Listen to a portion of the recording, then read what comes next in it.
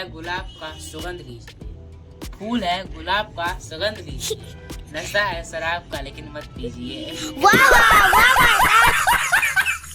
तो कैसे यार शायरी कैसा लगा कमेंट में बताइएगा। लेकिन कर सकते लोग इसके आप लोग उम्मीद करते हैं आप लोग अच्छे होंगे, अच्छे रहेगा। तो गाइस अगर आपको किसी को फूल देना है तो आप लोग बाजार से खरीद के वीडियो है ना फूल का था। तो गाइस यार वो सब मजाक कर रहे थे, लेकिन आज की वीडियो में मैं बनाने वाला हूँ एक पेपर का फूल। हालांकि ये इधर से निकल गया है।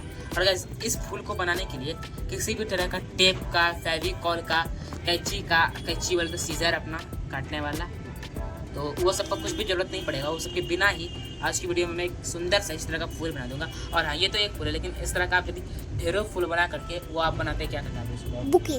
हाँ बुके। तो गाइस वो काफ़ी ज़्यादा अच्छा लगेगा। तो पहले इसको बनाना सीख लेते हैं, फिर आपको आगे बात करेंगे।